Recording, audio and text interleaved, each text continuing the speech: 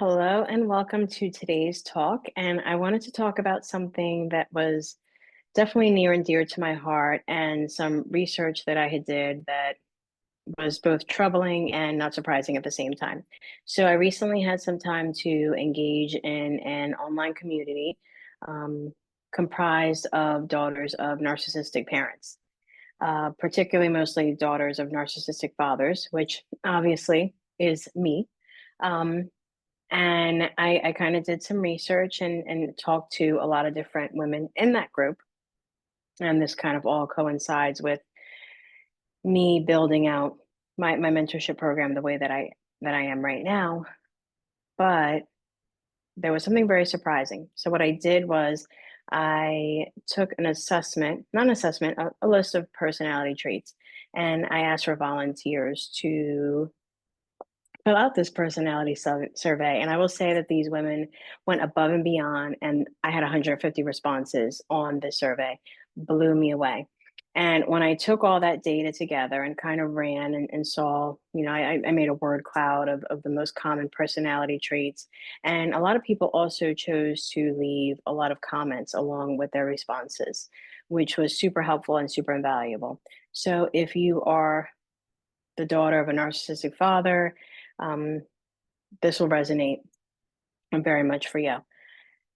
And the amount of individuals, I mean, women who had co occurring mental health disorders was both alarming and not surprising.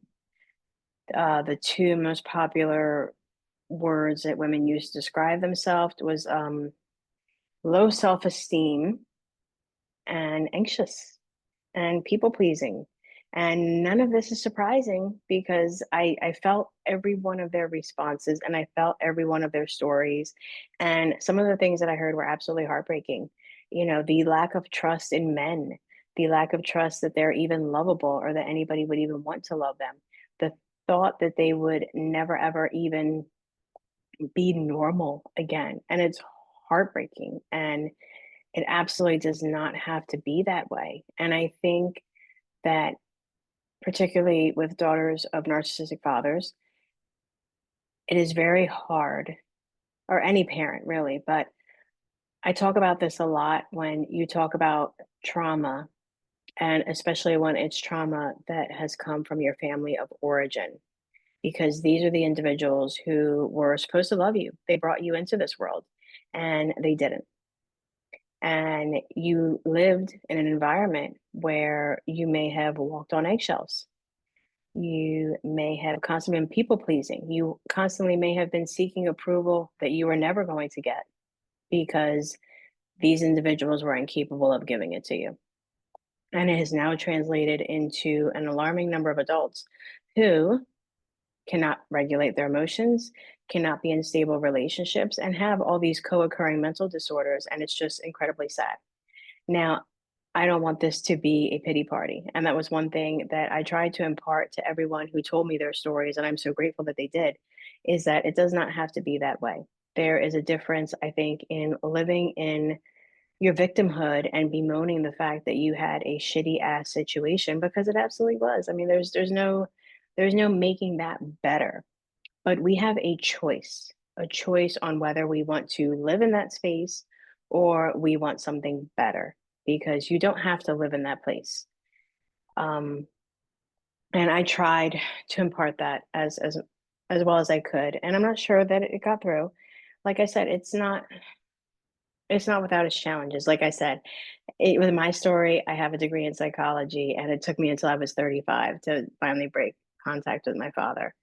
And I think that in telling these stories, we bring to the light some of the things that others would wish we didn't say and kept hidden.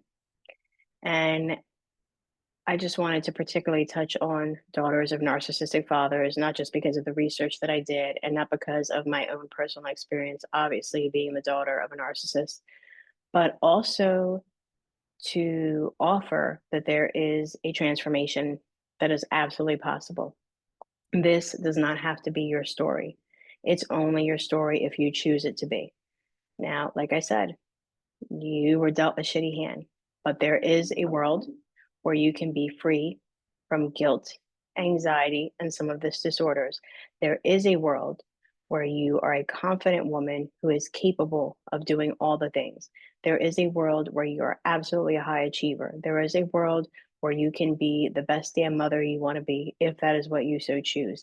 There is absolutely a world where you can find love and be valued because we are all worthy. No matter what we were born into, what situation we're in, even if you're currently going through it right now, literally right now, if this is you, you are worthy as I speak these words right now, no matter what your situation is. And I just wanted to kind of deliver that message. And I wanted to let you know that there is a way out and help if you so choose to. Now, obviously, I would be thrilled if you would work with me. And obviously, in the description, there's all the links to the ways you can get in touch with me and some of my free resources. Please take advantage of those and feel free to reach out. And like I said, just remember, like, I guess the one thing that I always wish that I could impart to people is that you are not your family.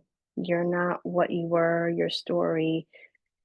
There are so many layers and so many chapters yet to be had. And if anything, just know I would want to impart that you are worthy, deserving of all the things.